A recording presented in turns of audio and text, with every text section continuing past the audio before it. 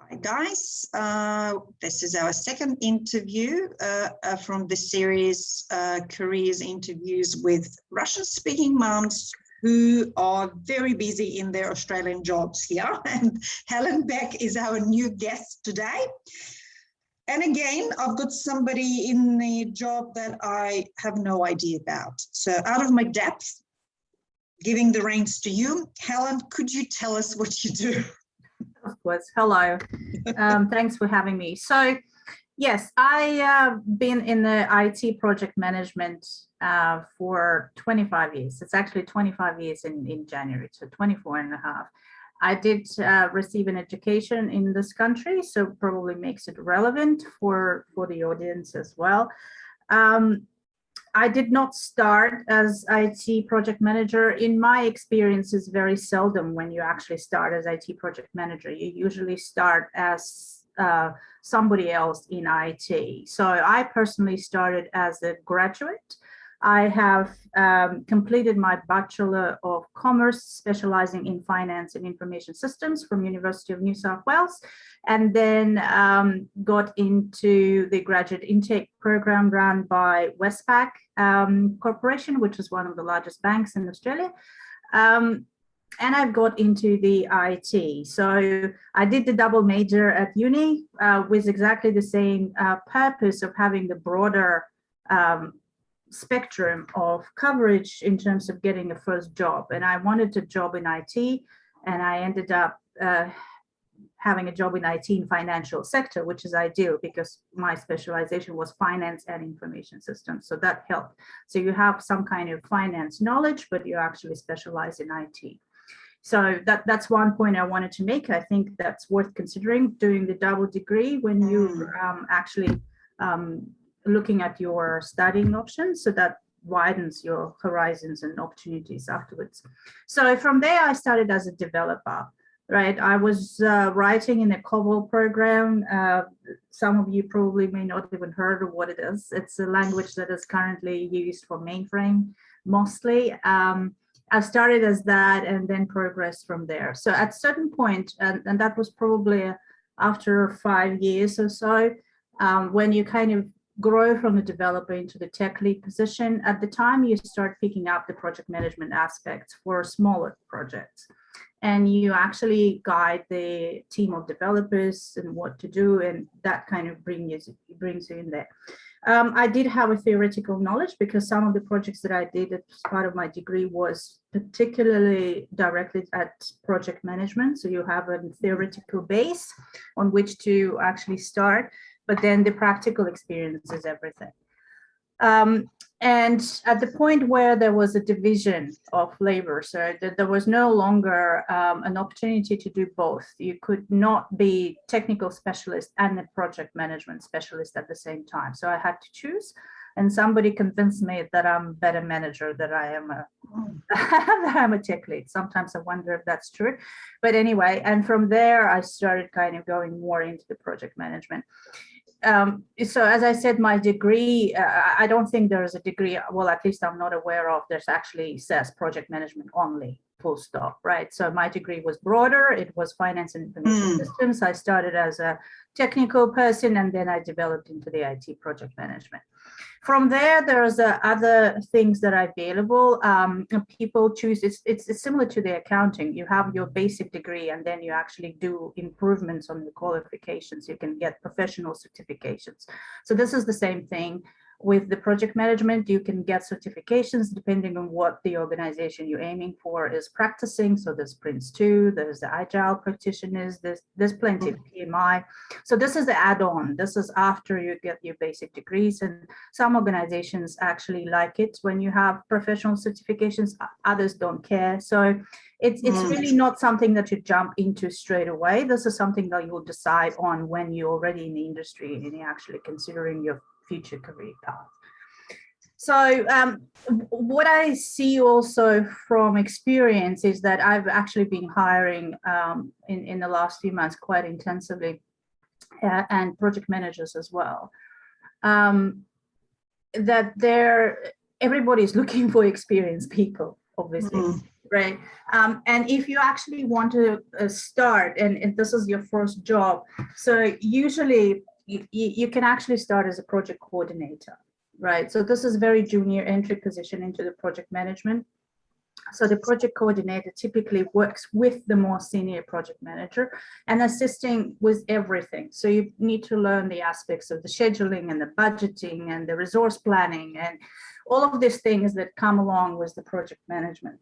And there's no other way but to actually experience that on practice, that to learn it, because all this theoretical base, you actually, yes, you have some background, but until you actually get into it and start doing it, or at least assisting somebody else with doing it, you won't really grasp of what it all means. That's judging by experience, right? And I see quite a few people starting even as business analysts. So the advantage of that is that you actually have the business knowledge as well, and the data domain knowledge.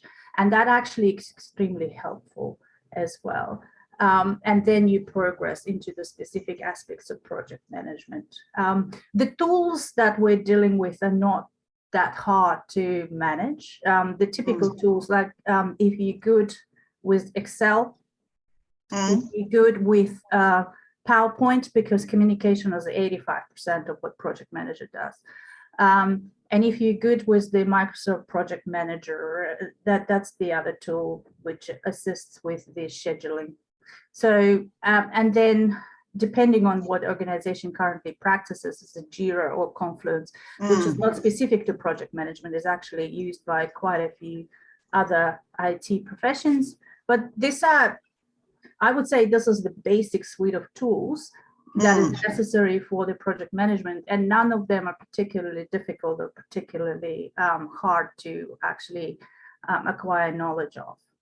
So in that aspect, it's good, I think, because the more advanced PowerPoint and Excel skills you have, the better it is. The senior you get in your profession, you actually have to communicate with the more senior stakeholders. You're invited into the steering committees. You have to really make sure that the message you are delivering is concise. It actually has all the important information. It's presented in a way that it's easy to visualize, easy to understand. So the PowerPoint skills, I would say it never hurts to actually advance in those as much as you can. So it's with Excel, because it helps. Yeah, and the Microsoft project is just the more specialized one. Okay, So well, so Helen, if I were to ask you to describe your typical day, is it 9 to 5? No. Okay, again, that depends on what position you're in, right? And as much as we want it to be 9 to 5, it seldom is. And the higher you advance in a professional career, the more difficult it is to keep it to 9 to 5. But I think at the moment, all the boundaries are blurred anyway, with all of us working from home. We're kind of trying to make it work according to our circumstances. So we have never envisaged, I personally have never envisaged 2 years ago that I will be effectively working from home. I thought that that was impossible, because again, the 85% probably of what I do is the communication, and it's so much easier to talk to people and resolve things on the spot rather than actually doing it through Zoom, for asking for a 5-minute meeting or a 15-minute meeting just to actually solve a particular problem, or typing endless emails. It's not the most effective way, but here we are.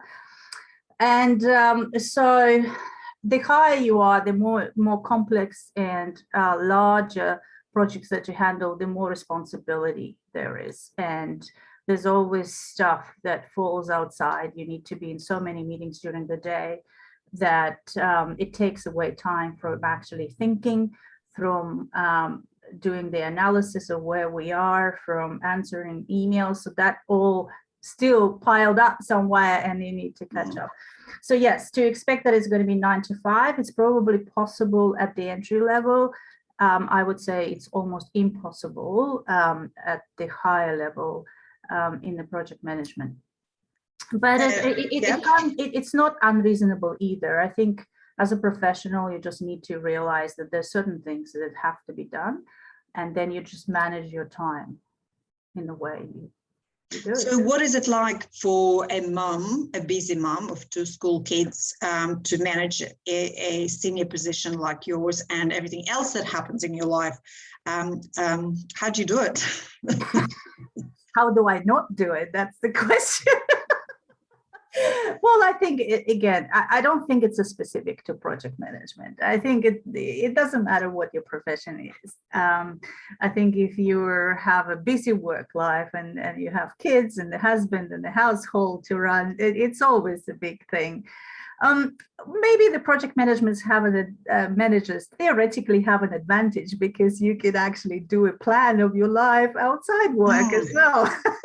Whether that plan works or not, that's a second question, but you can attempt to structure your day so that you know, okay, well, today I kind of roughly know where my so I, for example, I do shopping for a week in terms of groceries. So I kind of have a rough plan in my head what I will be cooking during the week, so that I don't have to run to the shops every day, right? So that's one little example. Or you outsource what is not necessary to spend the time on. For example, I have cleaners that come because my time worth a lot more than I pay the cleaners, and I would rather spend it with kids or on something that I love doing.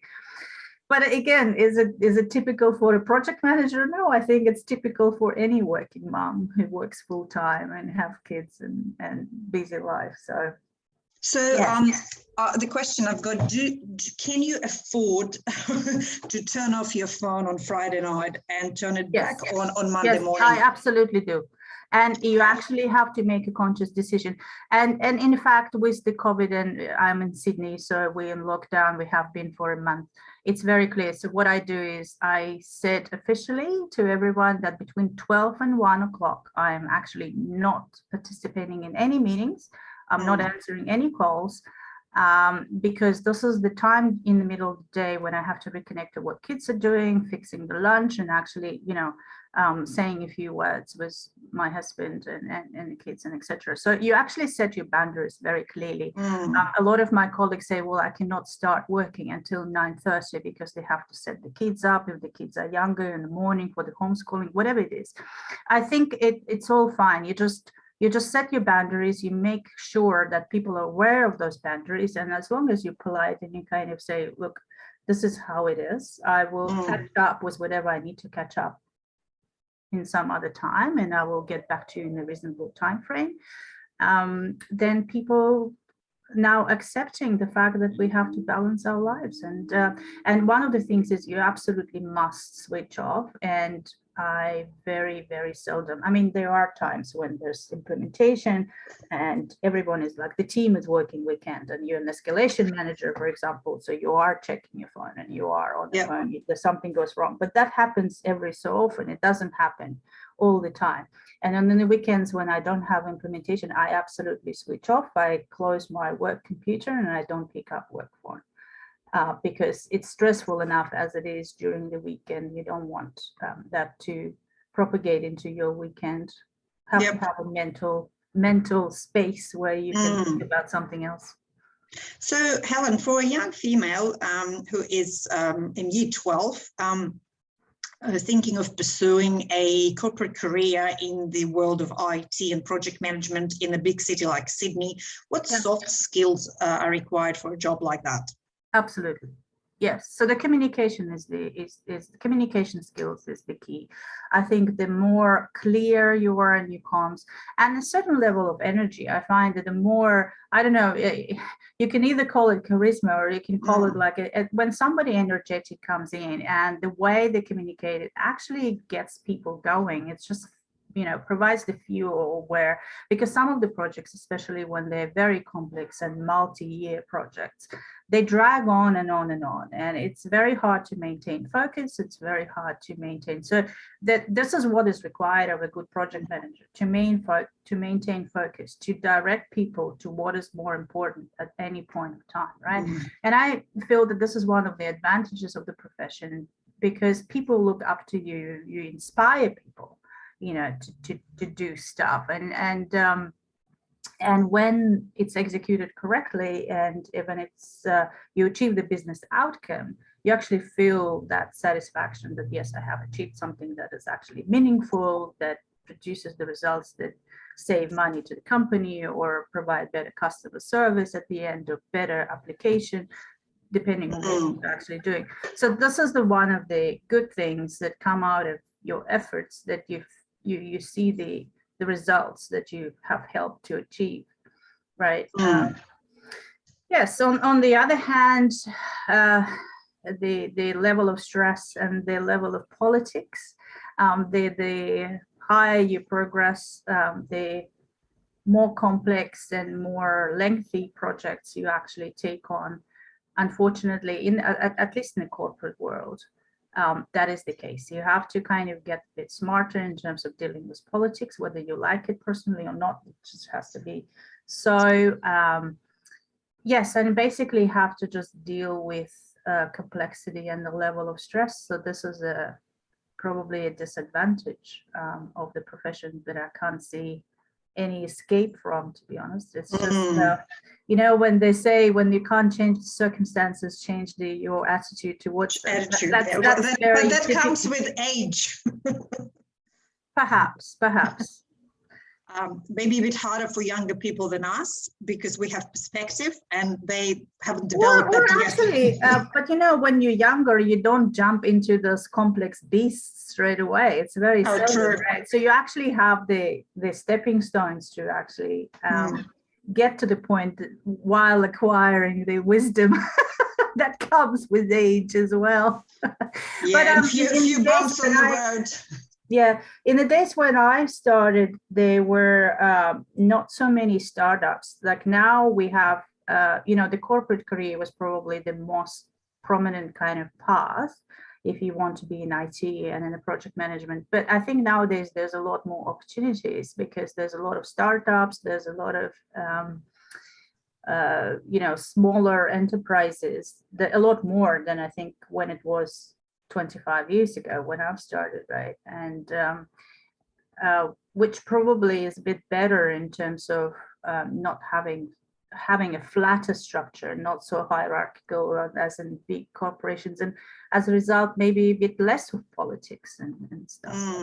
So I can't tell from experience. I've been always in corporate world. Apart from the politics and the ongoing stress, what other challenges, or, well, we can just put it simply, what are the other things you don't like about your sometimes job? Sorry, I want to tell. Yeah, sometimes things are outside of your control, right? And even if your title is a project manager and your responsibility, the outcomes that you're responsible for go end to end. There are parts in that end-to-end journey that you have absolutely no control over, yet you are responsible for it, for the actual outcome. And this is this can be sometimes frustrating, and you have to be flexible, and you have to see how you can spin the situation around and still make the most out of it, even if you're not in control. But it could be challenging managing those moments. And the other thing is, I'm a true believer that the project manager is only as good as the team is, right? So it all depends on how good the people who work with you and for you are. And very often you also don't have control over the hiring process. I mean, it's a luxury if the project manager is in a position to actually build up the team from scratch. It very, very seldom happens. You usually come into the environment when the team is already set, and you have to find the key to each individual to kind of get the most out of them and make sure that you align them and they all deliver to one kind of end goal. And sometimes it so happens that you're not particularly happy, or you would have preferred the better people with better knowledge or experience, but yet you actually have to stick with them. So that could be another challenging thing to navigate. All right. So Helen, I've got a question, well, probably my last question, because I don't want to hold you up. It's your special hour, 12 to 1, I know that. That's okay. I made an exception today. Oh, wow, I'm special. So if we talk about year 10s, right, at this stage, they're choosing their subjects. And what would be the better choice of subjects to study in year 11 and 12, which would be the assumed knowledge to study Bachelors of Commerce and IT? Yeah, look, I must admit I'm not an expert here because I've never went to high school in Australia. So you have to give me a bit of a It's concession. okay. But We'll call them say, areas of study. Yes. So I would say anything that has has to do with business management. I don't know what subjects are currently offered as part of HSC. But anything to do with management in general, that's resource management, the budgeting, so elements of accounting, always helpful. I hate accounting with passion, but you know what? As a project manager, you have to deal with some aspects of it. So having like a basic fundamentals knowledge will be always beneficial. It doesn't mean that you have to go deeper into it, but at that level. Anything to do with the communication. So I would say, well, English is mandatory anyway, right? So you have to be able to speak with confidence. Confidence comes from competence, right? But to actually get to the competence, you have to be able to communicate. So any subjects that actually require you to create those PowerPoint presentations, to actually reports, to speak. Like if you have the oral component that you have to speak to create reports that targeted specific audiences or anything like that would be definitely beneficial. And I think with IT, even though this is one of the things that I think is a misconception. So they say, well, once a project manager is always a project manager and you can apply it to any sphere of your life. While theoretically that is correct, what I wanted to say is in reality, if you, for example, started your career in the telco organization and you want to get in the financial sector, it can be very hard because everyone wants to have a person who already worked in the industry that they actually get you in for.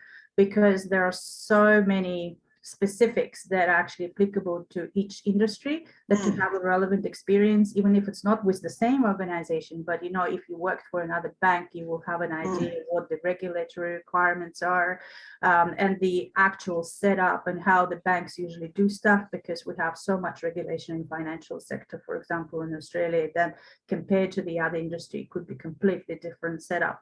So I think it's not to say that you can never change. Of course you can, but there are certain barriers to entering into different industries. I think it helps to kind of figure out, okay, well, if I want to be in the banking sector, do I have inclination to deal with the finance, with insurance, with anything like that? And the subjects that help with that would be beneficial if there's some quantitative methods or some investment strategy or economics, for example. While it's not the core of your profession, but it gives you background to then build on. And they're all, and these are the subjects that are on offer in year 11 and 12. Obviously, maths, English, business studies, commerce, economics. Yes, it's all available. Yeah. So that would be very much beneficial. And also, if you're in IT in particular, it helps immensely if you understand the IT. So I've started as a developer, so certainly I have a sufficient technical background to then deal with my data architects, with my solution architects, ask them the right questions. If I have absolutely no technical background, yes, if I can still kind of try to hold it together, but it will be harder. As a business project manager, you can do that, right? But because then you understand what the outcome is at the high level, you don't need to dwell into the IT delivery. But if you want to specialize in IT, so anything from information systems, the computer science, or whatever it is very beneficial. Okay. Well, Helen, it was very, very useful. I know a bit more about project management now. And thank you so much for allocating half an hour in your special time for the project. I'm sure our parents and their teams will be very grateful. I am grateful. And go back to your family. Yeah, thank you for running with this project, Tanya. Okay, it's a pleasure. Bye. Thank you.